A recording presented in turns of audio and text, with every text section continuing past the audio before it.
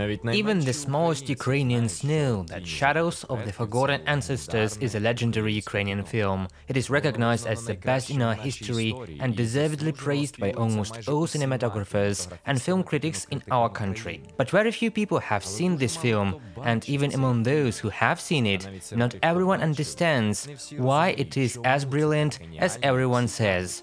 So I decided to explain what the phenomenon of shadows is and how the authors managed to make such a truly Ukrainian film in such a difficult time. The film, which became a real treasure of our culture and at the same time showed that it was possible to protest against Soviet policy and defeat it. Let's go.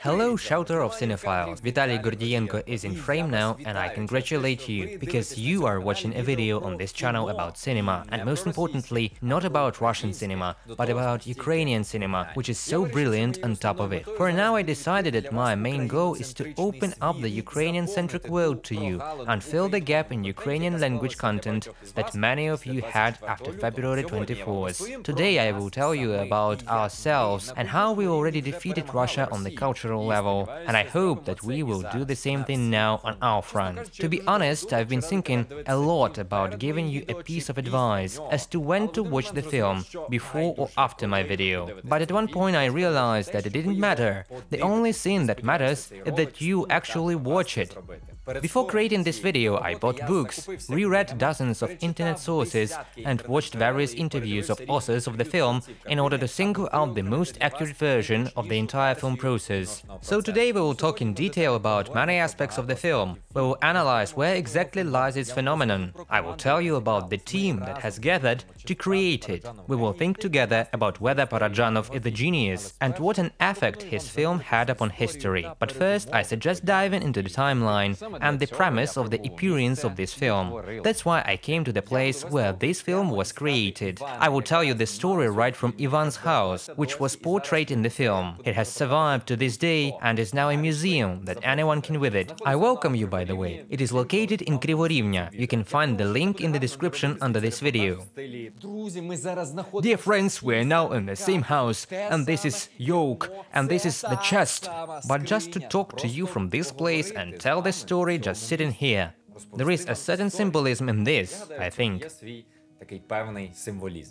Shadows is one of those phenomena that you encounter already at school, often at the same time with a novel by Mikhailo Kozybynsky, but which is extremely difficult to appreciate when you first watch it as a young person. With this video I want to make this motion picture more accessible, not in order to diminish its merits, but specifically in order to debunk the myth that it is some kind of masterpiece that is understandable only to film experts and theorists of cinematography. I want to explain in simple words to the audience all the beauty of the film and encourage everyone to watch it in order to be more knowledgeable about our cultural history.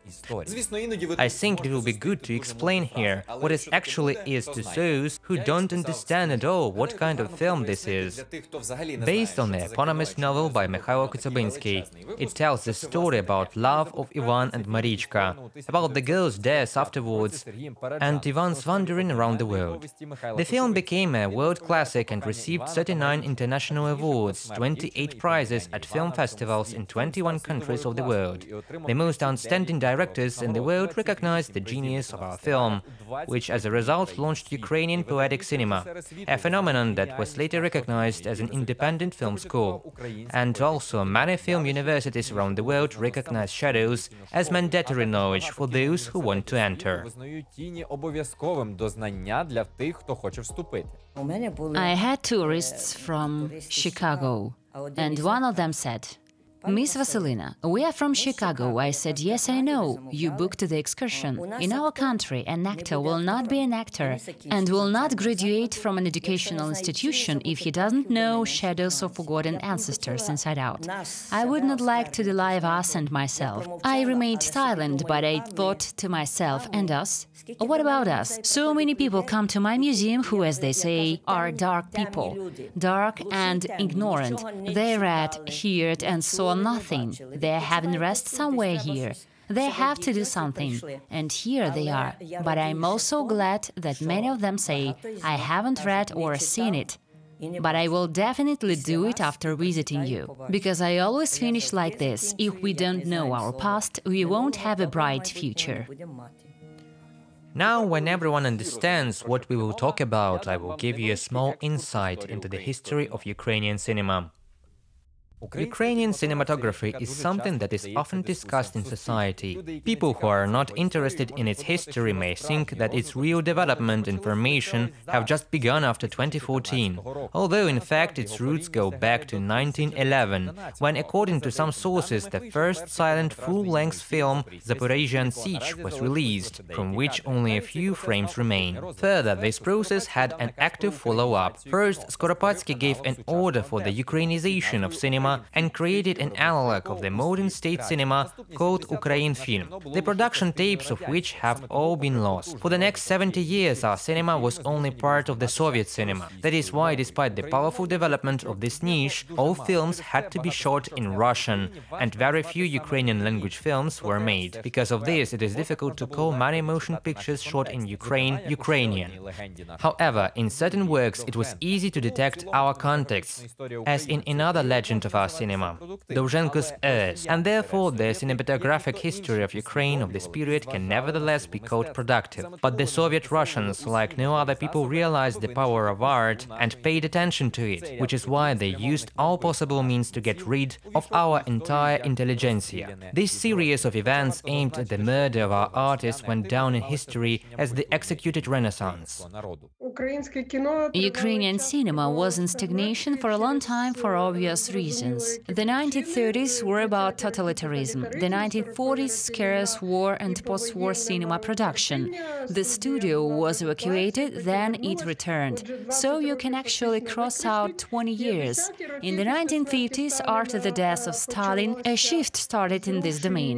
The expansion of film production began, and the gradual accumulation of forces to implement national policy in cinema, that is, turning to Ukrainian literature, classical and modern. Gonchar, Stelmach and Zagrabelny also made it to the cinema. It means that cinema was gradually Ukrainianized and acquired identity. This way, the second half of the 1950s created this kind of premise for introducing Mikhailo Kotyubinsky's novel. Some people believe that Serhii Parajanov was the only genius of such a caliber who appeared in Ukraine in the midst of such a desert where there was nothing, nothing of the kind. At that time, Ukraine was also experiencing a renaissance in other fields, primarily literature, fine arts, and music. That is, the emergence of this freedom after totalitarianism gave impetus to this dynamic artistic development. The shadows of forgotten ancestors eventually emerged from these layers, overshadowing other personalities and other phenomena. Perhaps it happened because it indicated where to look for the source of the transformation of society. Moreover, it showed how to do it. It succeeded in it to the point that for a whole decade future filmmakers were traveling to this place in their search of new treasure of the people's soul. This is the shortest possible excursion into the history of Ukrainian cinema. If you want the full version, then write comments. I will think about making such a video. Why did Paradzanov get the opportunity to film such a substantial work? Many claim that he adored Kotyubinsky, and it was his own initiative to shoot shadows, as he had a huge number of other interesting ideas for Ukrainian cinema. For example, his Kiev frescoes, which were prohibited during the filming stage, were to become not only a declaration of love for Kiev, but also an enchanting picture of life of a modern big city with a 1,000-year history. Intermezzo by Kotyubinsky once again, who, according to Ivan Zuba, was Parajanov's favorite favorite writer, was supposed to become an inspired poem about the undying spirit of the Ukrainian people, to give an image of the Ukrainian mentality. But such a film could not appear in the USSR, and he also wanted to make a film about Potevich, Primachenko, though the biggest sin we lost was the impossible plan to film Shevchenko's Maria. It was virtually not feasible to translate into the language of film frames a scene in which there was almost no external movement. But nothing was impossible for Parajanov. He already had not only the script in his mind. Unfortunately, only separate fragments remained on paper, because he didn't really like to write and was not good at it. But also the exact version of the future film. It was supposed to be a work of high artistic convention, with Ukrainian vertep and Christmas mystery. I wondered how he had managed to push the idea of such a pro-Ukrainian film during the time of the Soviet Union. And only one answer seems to me the most likely. From an interview with the famous film critic Leonid Chervatenko, who was a student of the director, I learned that it had not been his initiative at all. My impressions differ from what I read about this film and Parajanov, and why a non-Ukrainian was commissioned to make such a film. I asked him about it, and this is what he answered. "Don't you know why they hired me, a little Armenian, for this film? They want this Armenian boy to spoil everything and turn this film into the same pile of shit. But I will shoot such a film that they will not be able to translate it into any language, including Russian." It must also be said that when he took on Kotyubinsky, it is clear that he didn't know anything about Kotyubinsky or this news yet. He was simply forced to do it, and when he read it, the first thing he did was go into the Carpathians, contemplating nature and coming back inspired. By the way, he went to the village of Zhabie, which is now called Verkhovina, and lived here in the house next to which we are now. I suggest that you should visit it. Wow. In fact, it seems to me that there is just a lot of everything that you can contemplate and explore and learn new things from it if you book an excursion here. It seems to me that you can get stuck here for 3-4 hours. Look, here's a picture of one of the most famous shots of the church. By the way, I don't mention the church very often, but because of the beauty of the church, Soviet authorities forbade filming in Gutsulshina, because it was considered church propaganda. That's why they filmed in a rotten church in Kiev, so that it wouldn't be so beautiful. But Parajanov pulled a bunch of icons from people here, all kinds of other things, and made a very beautiful church even there. Quotations of famous directors about Parajanov are collected here. Antonioni, Balanyan. Nariman Aliyev. We will record a separate comment from Nariman Aliyev about Parajanov. It will be here. Parajanov is the base, keystone, backbone, foundation and cement. Watch Parajanov, everybody. And we will ask the museum administration, please here, have a look. There is a free place here to place a photo of Nariman Aliyev, and the only quote in Ukrainian will be the one by Nariman. Actually turned out to be a film made on the occasion of a remarkable date, namely to commemorate the 100th anniversary of the literary classic Kotyubinsky. Moreover, it was made in material that was purely marginal.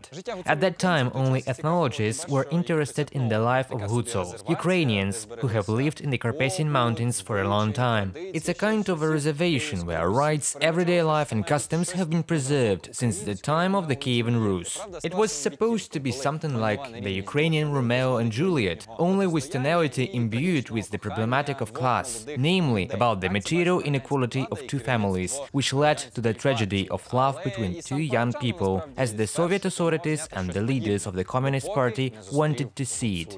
And after that, everything fell into place. The authorities did not want a successful film, so they took an Armenian who was not familiar at all with Ukrainian culture, whose 4 previous works had not been too strong, and who had been sent to work at the Dovzhenko studio before that. The studio, in its turn, was a kind of alternative option for those who were considered not very talented for Moscow. And it turned out that Parajanov was a genius, but not only him.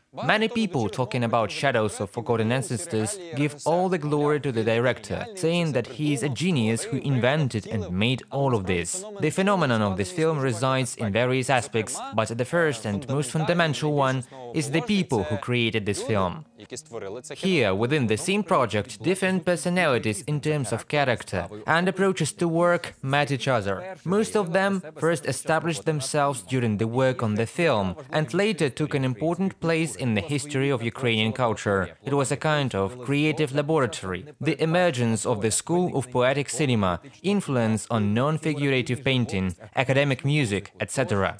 That is why I suggest going through the fantastic personalities who breathed life into this picture, and at the same time, through their figures, find out where lies the uniqueness of shadows and how the film came into being.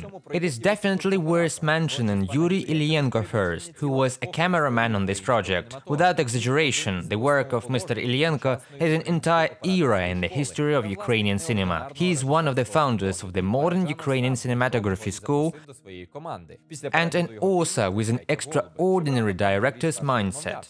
But in the end, the charismatic Armenian managed to convince him that the film would be a masterpiece, and as a result, Yuri's consent was a life-changing decision. After all, this motion picture is in many ways a synthesis of the creativity of those two people, as the screenwriter of the film Ivan Chendey wrote. Kotyubinsky, Parajanov, Ilyenko plus Gusulshchina, Subcarpathia. These are the sources that watered the film. These are the foundations on which the director's authority and the glory of the artist Paradzanov became established forever.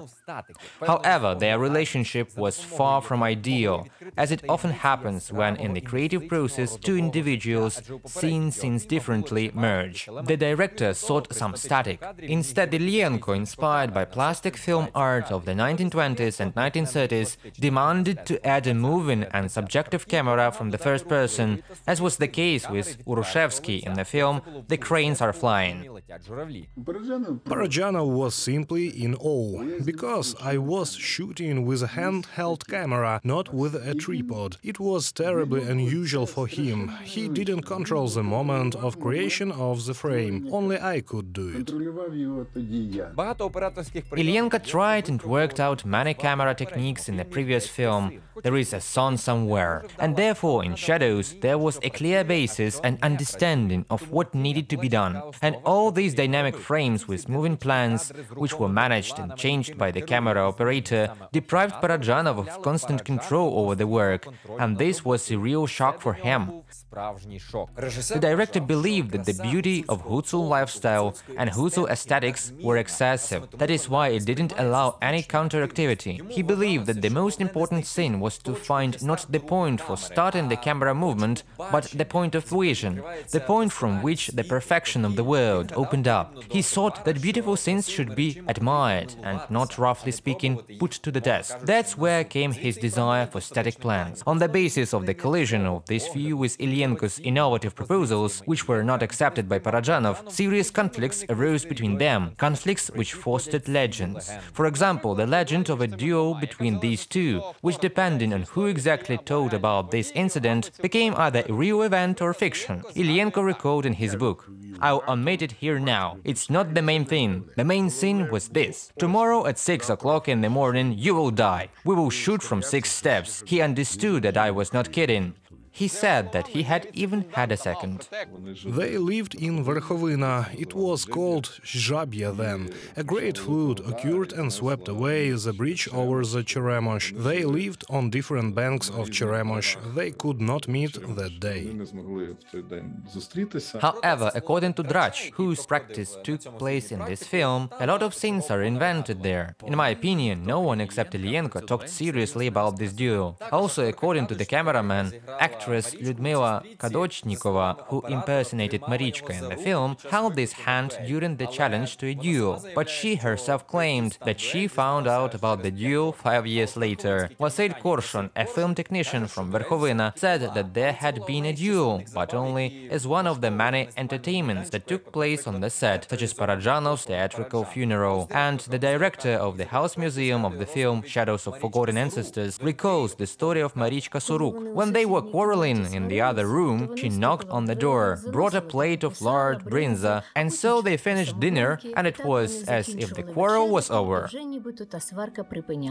But in fact, there was one moment that coincided in this story according to anyone. One fine day, Parajanov fired Ilenko and Kadochnikova along the way, because at that time she was the cameraman's wife. Suren Shahbazyan came to the shooting with the Moscow actress Maloyavina, who even managed to appear in one of the frames which was included in the film. However, it was a general shot where her face was not visible. But Vasil Vasilievich Virkunov decided to reconcile the two artists and bring the creative process to order. He brought the developed film with the working materials, and in the local club of Verkhovina, where we are now, showed what they had managed to film.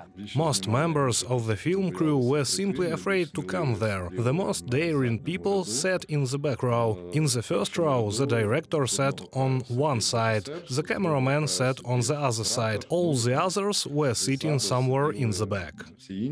Parajanov saw for the first time that when they had managed to film with Ilyenko, and the new cameraman Shahbazyan approached Ilyenko and said, "Come on, I'm going to Kiev, and you and Serhii might go on working," because the result was really impressive. Ilyenko turned out to be more right than ever, because he, at the center of the story, is a character in whom a personality awakens, which doesn't fit into the usual rhythm of collective family life, into the usual scenario of the rights of that life. The collision of two ways of existence gives rise to unusual expressiveness of plastic. Ilyenko's camera in this film was able to penetrate into the subconscious of an individual. After all, many shots are something that is not conscious, something that lives deep in a person.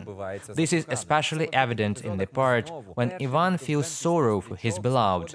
It is in such episodes that we find again features of surrealist poetics, for the first time since Dovzhenko's films. Many critics considered the camera work to be innovative, and I can even show you which shots really surprised the audience. For example, the shot from under the water, when you can see how Ivan's hands go into it, is literally a miracle and gives a completely different angle of view in the story, as if we are the nature that is watching these events. It was done, as they say, by hand, manually. That is, of course, without the use of any post-production effects. They simply made such a small flat glass aquarium, poured water into it, placed the camera from below and directed it vertically upwards. And to this day everyone asks, how was it done? How was it possible to make such frames in an era when there were no computer technologies? But here it was necessary to achieve it, precisely to deceive the viewer so that he could think that there was no water at all there, and for this the water had to be absolutely still. To achieve such a thing, when there is an operator with a scuba diving device sitting underwater, and where, in the Carpathians, with those rapid mountain rivers, well, I think that is almost impossible, and here we have such a simple and elegant solution, actually with the technology of the 15th century. Also, there is often a subjective camera that shows us the world from the first person, like in computer games, whether it is Ivan's father, who is chopped with an axe and whose eyes are filled with blood, or a tree that knocks down one of the heroes, or Ivan himself, who is spying on Palagna's betrayal. And of course, how can we not mention the dynamics of changing frames in one continuous scene? Let's look at a few such scenes from the film. Here, for example, Ivan is sitting in a general plan. Later, it already becomes medium, and later a large one, which flows so successfully into the medium plan of the mother, and later, after the maneuver of the operator under the ladder, into her large plan, and almost immediately into the medium plan of Ivan, and their joint shot. All of this conveys the emotional instability of the scene when the mother asks her son not to go. The next example, the scene on the river. When we first see a general shot that smoothly brings us to a medium plan and actually a close-up in which we see the suffering of Ivan, which is so beautifully intertwined with the rushing current of the river that carries us with our suffering. And here is my favorite moment, when the dynamics of changing images and angles is simply stunning. Ivan goes to the wedding. First we see the frame with the girl shouting that he is coming. We immediately see a close-up of the character's face and a beautiful changeover over to the general shot of the yard, and we managed to visit both the border of the yard and the street, and to be with Ivan outside the yard in one take. We seized his emotions. This style of transition may seem familiar to you from films like Birdman and The Legend of Hugh Glass, but even there Ilyenko's dynamics, the way Ilyenko implemented it, is rare. Therefore, it will not seem incredible to us now. Also, I forgot to tell you, by the way, that visual references to shadows of the forgotten ancestors can be found in many works of pop culture. But here it is important to understand the context. In the 1960s, cinema still had the living classics who had created the genre, meaning that the art was very, very young. Theater, painting and even photography had already seen hundreds of years of development and had underwent some evolution, whereas cinema was taking its first steps, and the Ukrainian film Shadows of Forgotten Ancestors made an incredibly large contribution to this art in its formative stage. And that inextricably connects Ukraine with world history and universal culture development, whereas Russia for a very long time tried to prevent it from happening. Didn't want us to know something about us, but wanted us to believe instead that our cinema was a complete scum and had no history. But no one else but Ilyenko claimed that this work developed what had already been found before us. It was based on the discoveries of a brilliant constellation of Soviet operators: Urusevsky, Yekelchik, Demutsky. This work was expected.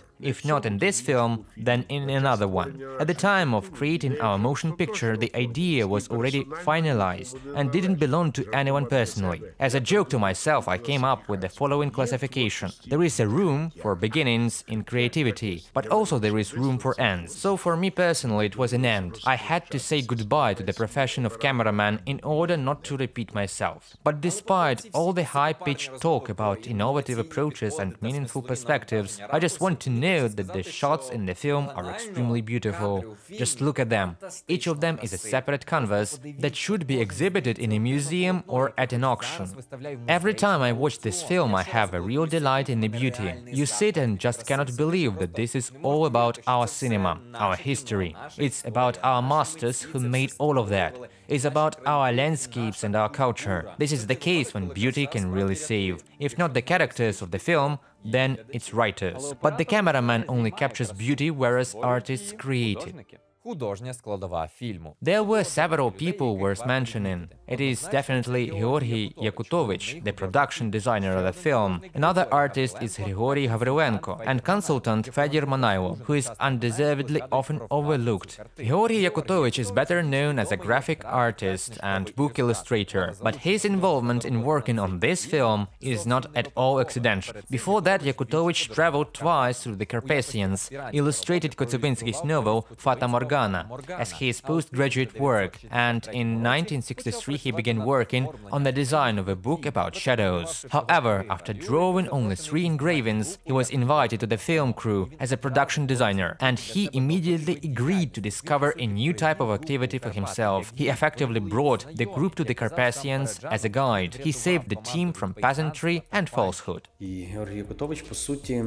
Serhii Parajanov, in fact, was the main guide of that Hutzul culture, because what he did was more than just being influential. He, let's say, plunged us into that culture. He had all the connections, he knew the locations, he got used through the years to the fact that the Carpathians were becoming his second home. And it actually happened that way. He lived in Kyiv and Zembronia. It seemed that he divided his life into 2 locations, no matter how difficult it must have been.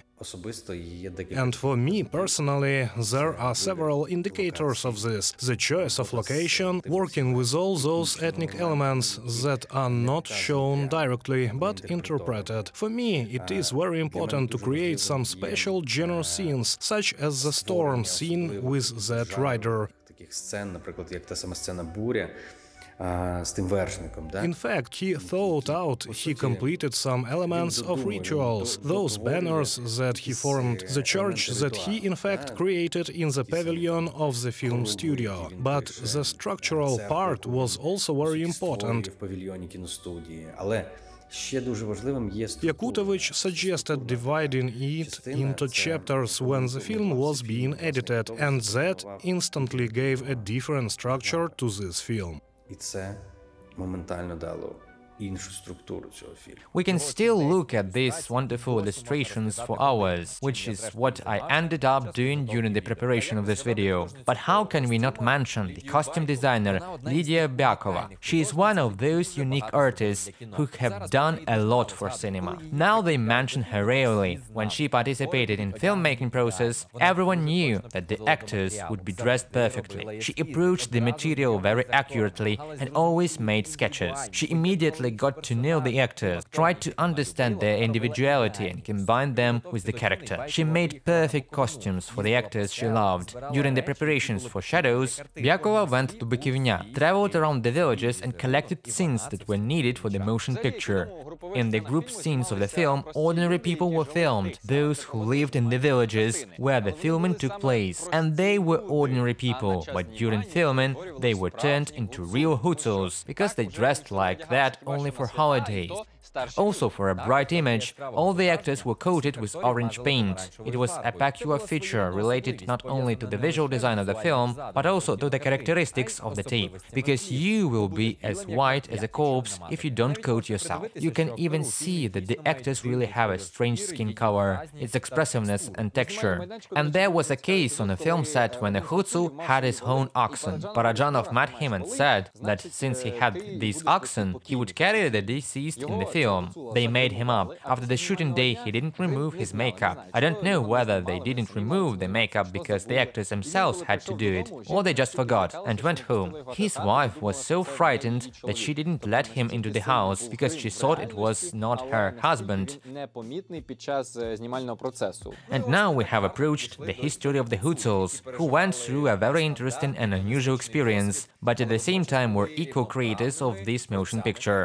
For the Hutsuls, participation in the filming process was an unplanned holiday, because collective farms paid little, but here one could have fun and earn money. As Yevdokia Suruk, the housekeeper, said, "I could never have imagined that I wouldn't be around for a whole week, I wouldn't worry about anything, and I would see a different life."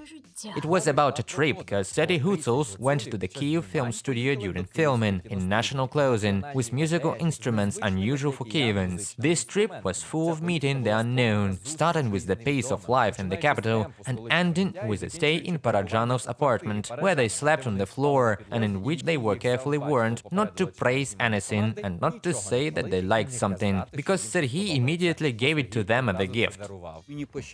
I was lucky. I interviewed about 40 people who said I starred in Shadows of the Forgotten Ancestors. Either in episodes they were less numerous or in mass scenes, but in such a way that they are visible on the screen. There is a small number of people left alive who can say now I starred in the film Shadows of Forgotten Ancestors, and when I started doing interviews I met people I had already seen more than 10 times without exaggeration, because I saw that I had to come again and again. I saw the film being made, but I was a 5th grader then, and a 5th grade pupil then, when he saw that Shadows of Forgotten Ancestors was being filmed in Zeleny, was like a modern pupil watching aliens land somewhere. In general, the Hutsuls who participated in the filming process have many different stories. These are the stories of ordinary people who, for the first time in their lives, encountered something completely unknown, interesting and new. And I was happy to read them in this book and also this one. I'm planning to raffle these books on my Instagram, so please subscribe. All the money will go to the armed forces, because I would like you to discover all those stories, but I don't want to stretch the running time into infinity, as you can see how immense the content of the book is. For the most part, I am now telling you about the visual component of this film, but it is important to understand that cinematography is not only about the visual side. It's a synergetic art that includes many different components, and in particular, sound design. And such design was provided by the brilliant Ukrainian composer Miroslav Skorik. In his youth, Skorik was one of the most remarkable representatives of the neo-folkloric direction, and it forced Paradzanov to bring over a little-known 25-year-old composer to the working process, because I will remind you that at that time Skorik was not generally acclaimed genius, whose compositions are now known to every Ukrainian. We met, he looked at me like that and said, "I'll be making a brilliant film, you must write brilliant music." We didn't have any conflicts with him, but I was afraid of him at first, because he seemed to have some kind of hypnotic features. I even said that I probably wouldn't be able to write music for the film. Brilliant music, let alone brilliant music. The composer even wanted to refuse. During their work, they often traveled to Krivorivnya, to Zhabye, got to know numerous artists, painters and those who recorded music, because the first stage of work was folk music. Later, Skorik admitted that Mr. Parajanov had a pretty good taste. Folk music in the film had great scientific and ethnographic value, because there were unique records there.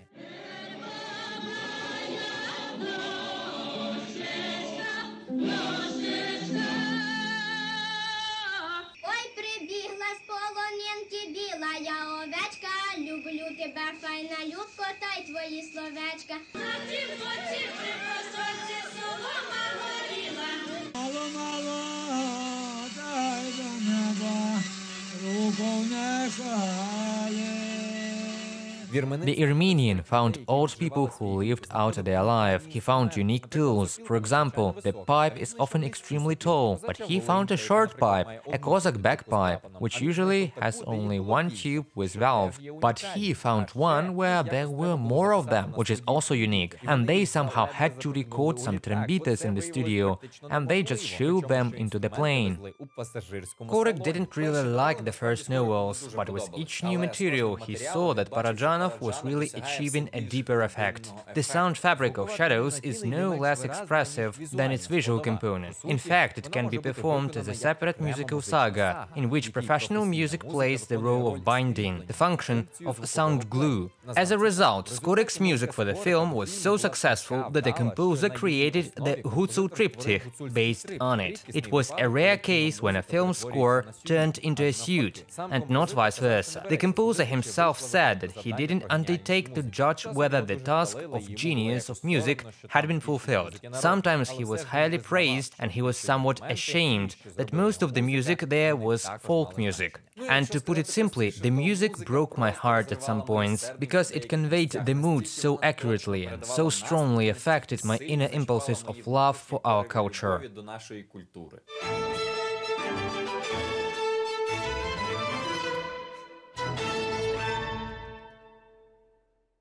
Миколайчук. Yes, talking about this film, it is impossible to ignore Ivan Mykolaichuk, perhaps the most outstanding Ukrainian actor, who has become a legend for many.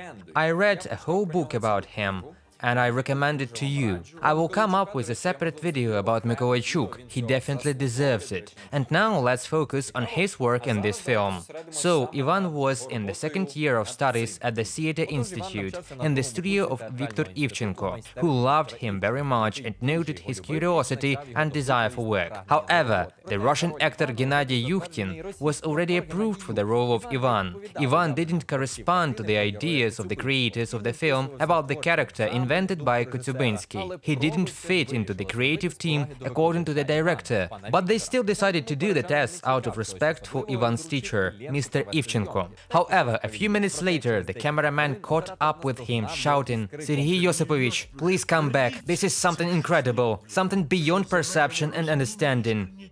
This famous episode has already acquired the status of a legend, but this is one of the keys to the shadows phenomenon after all. In those days, inviting Moscow actors to the main roles was a common thing. Those times, by the way, lasted until recently. Most of our directors considered the Ukrainian acting school not to be prestigious, unlike the Moscow one. But if Yukhtin had remained in the team and Mykolaichuk had not been hired, it is quite likely that the result would have been a mediocre drama with a social bias, because Ivan changed the structure and mentality of the team itself in many ways. He clearly showed the features of a human community led by the mystical, mysterious side of life, because he was a Hutsul himself. By the way, we can hear the same episode about tests from Ivan himself. Let's listen to him.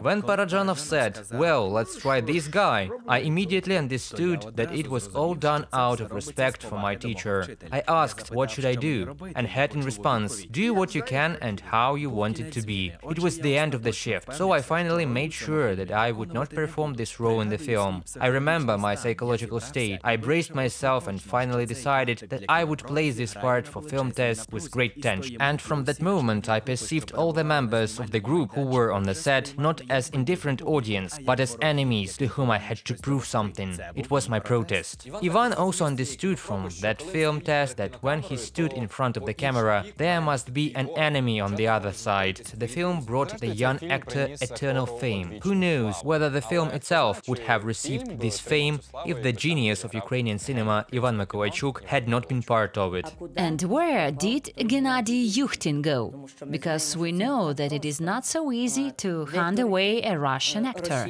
You know, if he had made The Firefly, that film would not have existed. It's a fact.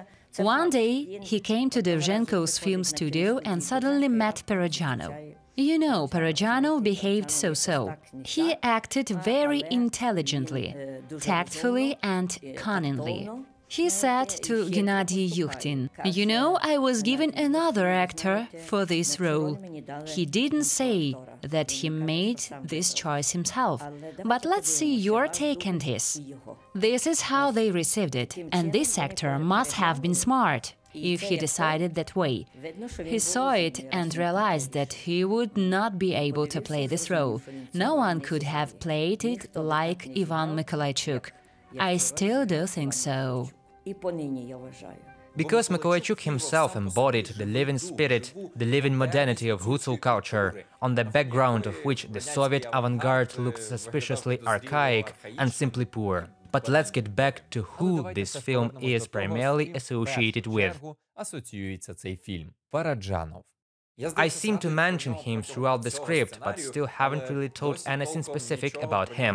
To understand what kind of man he was, you need to know one thing about him. Everything we know about Parajanov, we know from Parajanov himself. He retold the episodes of his life 1,000 times, each time changing the optics and angle of vision, and most importantly, the plot, place and time of action. And it seems that most of the artist's friends believed in his fantasies. Let's take a simple example. The director's biographer, his friend Levon Grigoryan, accepted at face value the story that after the death of Igor Savchenko, Alexander Dovzhenko spearheaded the director's course at VGIK. But this is not confirmed by any documentary source. Moreover, the only truth is that Dovzhenko was the head of the state commission that gave an exam to Parajanov, and he was awesomely dissatisfied with the work of the young Armenian. It's some kind of nightmare. It's like a living corpse walking on the grass. The author does not understand that the realistically made doll resembles a dead man, and as a result he wanted to give him a 3 out of 5. Other masters convinced him that a 3 would shut the door on everything for the young man, so Serhii got an honorable 4. So a classic almost stood in a potential genius's way into art. He saw in him only a person with bad taste and theatrical thinking, although the Armenian was still telling a story about Dovzhenko as a genius who blessed him when descending into the grave. This plot was played out many times until it was fixed in the minds, if not of the masses, then of the intellectuals who were writing books and creating history. In general, it is impossible to find another person in the history of cinematography who would first make 4 bad films and then 4 brilliant ones. There are flops, failures, which turn into stunning success, but for such a thing to happen, it was incredible. And in general, everyone recognized long ago that he was a genius, although he used that word himself to describe his legacy during his lifetime.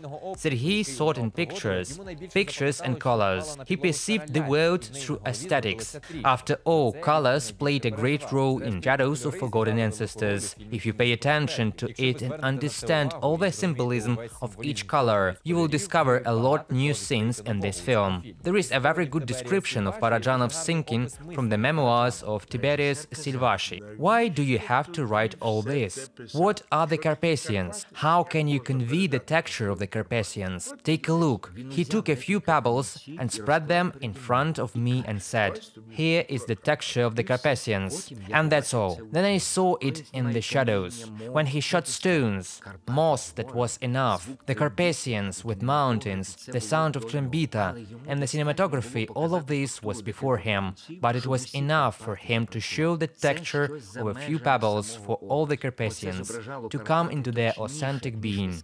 This is something beyond the image itself, because it depicted the Carpathians more accurately than the endless images of the mountains themselves or the tricks of dissolve with them that are typical of other films of descriptive cinematography. And he was extremely sensitive to national worlds. See how he managed to have a gust of Ukraine. It is not surprising that both Armenia and Georgia, for which he created similar films on the basis of their culture, and all other national worlds were close to him. He said that if he could cross the border in Iran, he would also make an iconic and brilliant film there. He opened some new aspects of himself by connecting to these national worlds, and in them he found something that no one else would have found. And he felt the national oppression quite acutely. He had a sharp sense of the injustice perpetrated against Ukraine, but at the same time he was in love with Ukraine and the Hutuls. After arriving in the Carpathians, he already left the Hutu in a few days and settled in a Hutu house, constantly buying interesting items of mountaineers' everyday life. The film is made up of complete authenticity, from kalaches on the horns of oxen to gestures during meals. All these things took place in the real life of the Carpathians. A military helmet acquired meaning for him when he saw how it was used to whiten a house. Water calves grow flowers in it, and when they gave it to a child instead of a potty chair. If you also imagined it, then you surely felt the power of symbolism and collage, which Serhii was so fond of. But he was an intricate person. Some even said that he was inconsistent and noisy. For example, despite the fact that there was another screenwriter in the film, Ivan Chendey, who hailed from Hutu Oblast and made a rather informal contribution to this story, Serhii didn't indicate him as the author of the script. A person who is far from our culture in terms of his origin, education and knowledge suddenly considered it tactful to showcase himself, to show off. Let it be so, but in general, this is indelicacy, which should be expected in our conditions. But at the same time, the Armenian had a broad soul. From 1962 to 1974, one of the most prominent cultural spots operated in the center of Kiev, Serhii Parajanov's two-room apartment at 1st Victory Avenue. Georgy Yakutovich wrote about this house using a capital letter.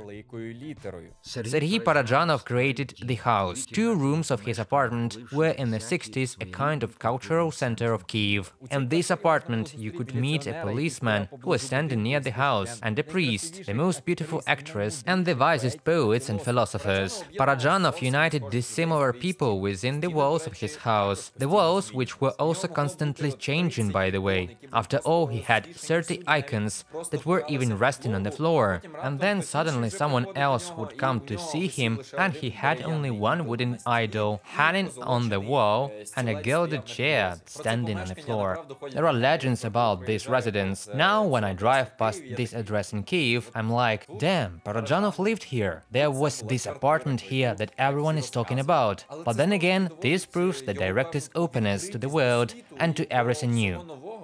There was even such a story that Parajanov once suddenly brought a painting to Skorik and said, "Buy it, please." He said he was selling it. The composer liked it. The crucifixion of Christ, an icon of the 18th century. And he agreed. It cost 100 karbovancy. A year later, Parajanov came back and said, "Here is 100 karbovancy for you. Give me back the painting." In general, hundreds of stories are associated with this Armenian director, stories he invented himself and which cannot be collected reflected within any video whatsoever. But let's return to the film Shadows of Forgotten Ancestors. What was Serhii's merit there, if it turns out that every important position in the film was taken by professionals? As a professional manager, he managed the company and led it to a successful future. Do you remember that he is mentioned when it comes to any story and any detail of the film? Although he didn't perform tasks himself, he set them. He united all the components and formed a successful picture. Sometimes he added statics to Ilyenko's camera, sometimes expressions to Skorek's music, sometimes he showed the Hutzels another world, and as banal as it is, but this was his genius.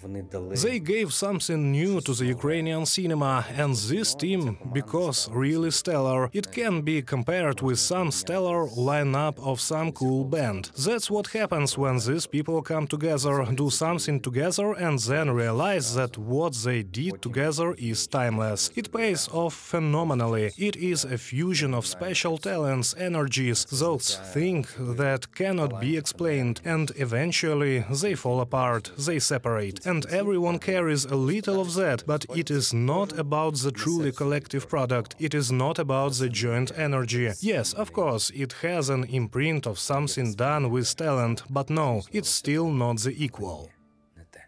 Okay, now we know who did what, which masters controlled which processes, and which visions were incorporated into this work. But I still haven't explained what's the output, what is the phenomenon of Shadows of Forgotten Ancestors. Let's start with the fact that the plot of the film covers the entire history of human life and its eternal key stages: childhood, maturity, love, separation, loneliness, death. In this thoughtful series of moving images, it was possible to put together the story of the human soul, in fact, human destiny. This is the plot of Shadows, not overloaded with the details of event biographies, but capacious and purposeful in revealing such a biography of the soul. The natural course of human life is transformed here and embodied in the reality of another quality and other dimensions, in a very exciting sequence of cinematographic solutions. And all of this evokes in me as a viewer an aesthetically complete and finished experience. Although the psychological intrigue here is not the mainspring of the film material, the film is still deeply psychological. It consists entirely of the stories of the mental and emotional states of the character, which were conveyed as best as possible with the help of cinematography. A human being, his passions and hopes, his love, his grief, his inner struggle, his despair, this is what lives on the screen, but not within everyday realism, as in some Turkish series, but in poetic expression, which is why the movement was called poetic cinema. The film departs from narrative cinematography, which tells the story, and this is the only thing binding people to the screens. Here we don't wait for how the story of Ivan and Marichka will be resolved. We use all the means of expression available for cinema to immerse ourselves into Ivan's subconscious and wander there, experiencing all the stages of his life, often even seeing the world through his eyes. This is not theater or literature, where you have a limited number of tools to express the inner world of the character.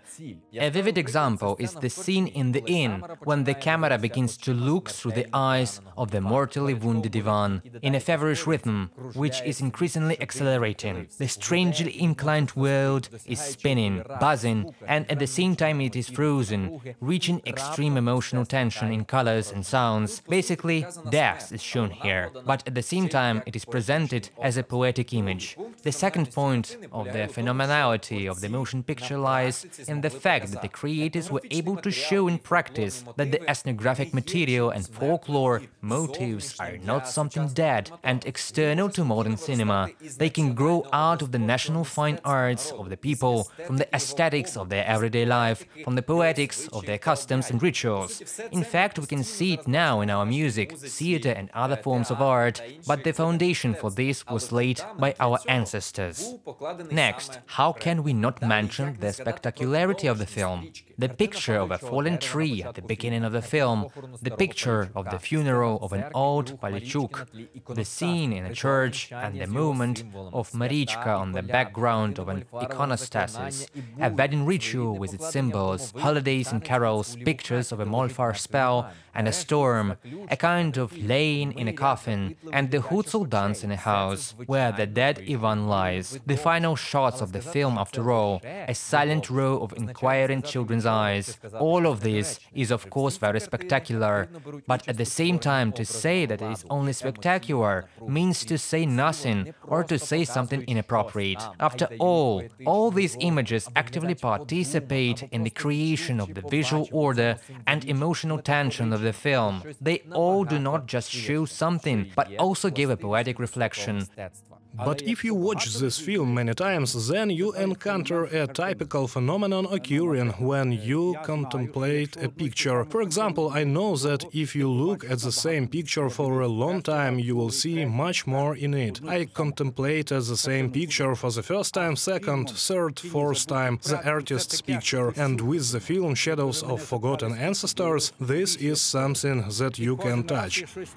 But you know, what I dislike the most is the fact that despite all the greatness of the film, the highest awards it received, it still fell victim to some kind of traditional beliefs. Many saw in it a beautiful and a bit sad legend about love, but unfortunately they didn't see a passionate reflection on the meaning of life. Many saw a spectacular ethnographic film, but didn't notice the new instruments of cinematic expressiveness I talked about earlier. In the same way, the national originality of the film was reduced to the external, to paraphernalia and ritualism, and being satisfied with this, they underestimated the inner emotionality of the poetics of the film and did not notice the nationally significant meanings. The yoke he used in this film, instead of putting it on the oxen, he put it on Ivan and Palagna. Parajanov had a broader idea. He was not only about the yoke in the family, which is formed without affection, without love, without respect for each other, but it was clear that in the 60s, during the 60 years movement, Parajanov had in mind the yoke of Ukraine. I think that the authorities saw him through. That's why they had it in for Parajanov and decided to convict him, because he showed a lot of our Ukrainian symbols in this film. All film critics very quickly reduced the motion picture to the motif of Hutzul, Romeo and Juliet, and two other motives were completely ignored: the motive of inimitability and uniqueness of great love, the irreparability of the loss of an ideal. And the second motive is the collision of ideal, spiritual love and physical love. In essence, it's about the collision between Marichka and Palagna. This is an eternal theme that comes from the biblical Mary and Martha. Or you can also remember Titian with his two women, the influence of which Parajanov constantly pointed out. And if you don't notice all these facts, it can be turned into a provincial love story with class inequality. Why do so many people not understand that film? There is such a strong philosophy in it. It cannot be watched carelessly. You should watch it very mindfully and thoughtfully. Otherwise, you may miss a shot or a word here and there. There are many words there that we may not understand. You missed a word and you are likely to have something you won't grasp. And if you can't understand something, you don't want to continue watching. This will make you think. Think about what? About your past. I will complain in the end. They say that it is not good to complain, but sometimes you actually need to. Why? Look, the United States of America filmed Titanic and all these children walking down. There no Titanic in details. That is, Titanic is really, as they say, a brilliant film with a noble idea, and it is well done. But we have our own Titanic. God decreed it so. I still wonder, how could it happen for the most gifted film artists to gather together in 1965. I think this film is quintessential, it's the best gem out there, but it is not widely known. I think this motion picture should be like a classic, just as people know Shevchenko's Kobzar, so they should know Shadows of Forgotten Ancestors, because it's not about Гуцульщина, it's about Ukraine. Тут не Гуцульщина, тут Україна. After all, Shadows was not even dubbed into Russian, which was a rule that knew no exceptions during the times of the USSR. And they agreed to this, perhaps because it was really hard to find an equivalent in the Russian language and in the Russian culture. The audio-visual image of the film could be easily broken at the slightest attempt to introduce foreign colors and sounds. Thus, the uniqueness of the film score was confirmed. Translating it into another language meant destroying the picture itself. Although this difficulty in translating Shadows into a language understandable to the party apparatus became the cause of further troubles for the director, film, and everyone involved in it. Serhii Parajanov, the son of the film's production designer, noted the caveat: "I can't stand the term poetic cinema, I always confuse it with the political one." First of all, when it comes to the premiere of the film Shadows of Forgotten Ancestors, on September 4, 1965, in the Ukrainian Film Theatre, it turned into a political protest. The Saw was coming to an end on the eve of the screening. Ivan Dzyuba learned that representatives of the Ukrainian intelligentsia had been arrested in several cities: Kyiv, Lviv, Lutsk. No one spoke or wrote about it for some reason. Therefore, Dzyuba decided to talk about it publicly at the premiere of the film. At first, Parajanov himself spoke there, and to some extent he prepared what happened next, because the main message of his speech was that the government was hindering the creation of modern Ukrainian art and was putting a spoke in its wheels. And all the creators of the film were treated unfairly. The film was a triumph abroad, but it was hardly shown in Ukraine. Gutsuls went to this film like, well, you know, as thought it was a wedding. Seniors, middle-aged and young people went to the wedding with great pleasure. After Parajanov's introduction, the film team was given flowers, and there weren't enough of them for Lydia Byakova. Dzyuba took advantage of this and went on stage with a bouquet of flowers. Said that the film was great, but it was not what he really wanted to say. He informed everyone that political arrests, similar to those in Stalin's time, had begun. Some very quick-witted film technician in the projection booth turned on some device that started whistling, and Ivan was silenced. At that time I was standing up. I was sitting on the side, by the way, and I called on all those who protested against the repetition of totalitarian terror to stand up for a minute. Almost everybody in the hall stood up, although the audience was very diverse. After that, when people sat down, Vasil Stus, with whom there was no provisional agreement, suddenly jumped in. Vasil was a man of great conscience. That was the main point. We had a script for us, a preliminary plan, so to speak, of our actions. And in the middle of all of that, the lights went out and the film started. When the film show started, I left. I left because there was no place to sit at all, only the first row. And it is impossible to watch this film from the first row. It is too dynamic. And I took a seat, looking at the screen like that, and almost felt nauseous. I went out and sat right here, somewhere in this square. I sat down and took out a cigarette. I was very excited, thinking about what happened, and I saw a Gaz-69 military vehicle drive up here. But guys in civilian clothes came out of it. I remember looking at them like that. It could just be accidental. Then another car, even several cars drove up. They were placed here one after another. Such stout young men came out of them, all in civilian clothes, and somehow, you know, disappeared here.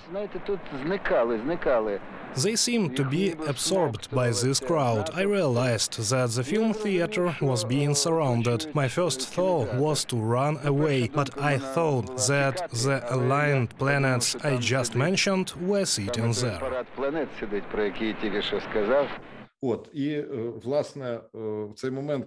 And in fact, at that moment, when my father saw these people surrounding the film theater, he decided that there would be a mass arrest and that he should go back to the hall to be there at that moment with all the other people.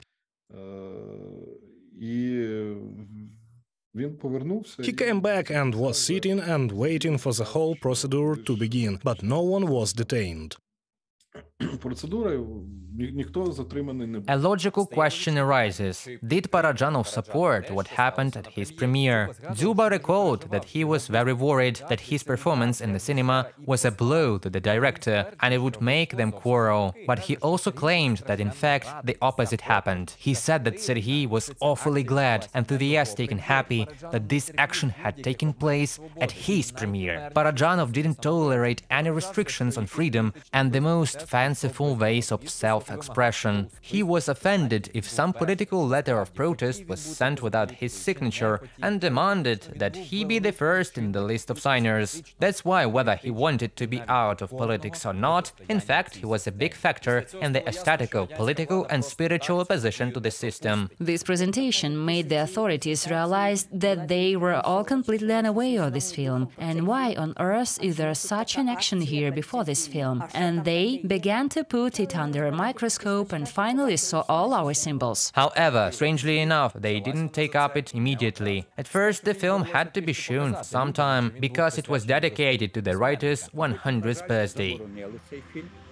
And then, unfortunately, this film was banned, and we wanted to see it. I was already a student and wanted to have it, but I was told that it was impossible. The only thing you could have from this film was the audio recording. Apparently, in this way, this audio recording spread among people, and I also had it for myself. And in fact, Parajanov was not allowed to shoot the next film about Kiev. This was a logical follow-up. The artist was simply removed from the Kiev city life and they engaged in the pogrom of the entire direction of Ukrainian poetic cinema with a practical ban on writing and drawing, in the mode of associative and metaphorical thinking. Of course, there was nothing like that in Russia and there could not be. In the Soviet Union, in Soviet cinema, there was a unique artistic trend. Poetic cinema, Ukrainian poetic cinema. It was the only one, and that's why they immediately pounced on it and strangled it. And here we have a phenomenon that obviously did not fit into the Soviet cinema. And what happened next was Parajanov, Stus, Chernovil, Dzuba, all of them went to prison. And Mykolaichuk, for many others who had worked on the film, were not allowed to participate in any important projects. They were ignored. The Armenian was imprisoned according to the article about homosexuality. Therefore, for the rest of his life, he was restricted in a certain way from moving to creativity. And this was his greatest tragedy. A man who had fantastic ideas and could create a lot of brilliant Ukrainian films was just destroyed by the Soviet authorities and thrown in prison. They didn't let him work and tried to break his morale.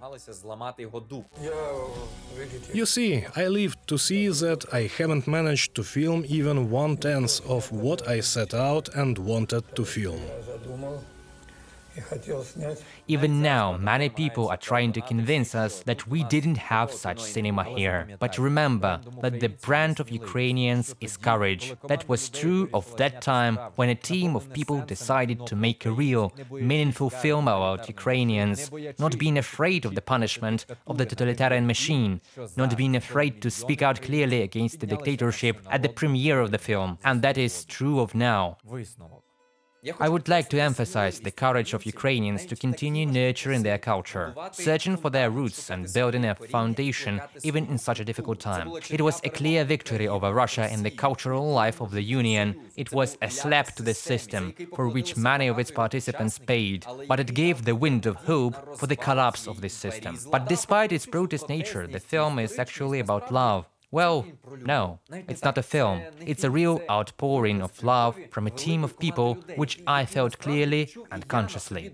When you sit down and see an incredible shot, a wonderful performance of a young actor, beautiful authentic costumes, Hutsal folk traditions, plus all of this is adorned by brilliant Ukrainian music of Skorik and woven together by Parajanov's vision, which tells an exceptional Ukrainian love story. It simply evokes a storm of love and pride for your people and culture. We can create at the highest level, and this is not something that has just appeared. This is our history, from which we must take a basis, grow into it with our roots, aiming towards the future with our shoots. And on our way, it is preferable to destroy any inferiority, because the mere fact that the Ukrainian people still exist and still defend their right to live, create and love demonstrates their indescribable strength and yearning for freedom. Let's not forget about it. Thank you.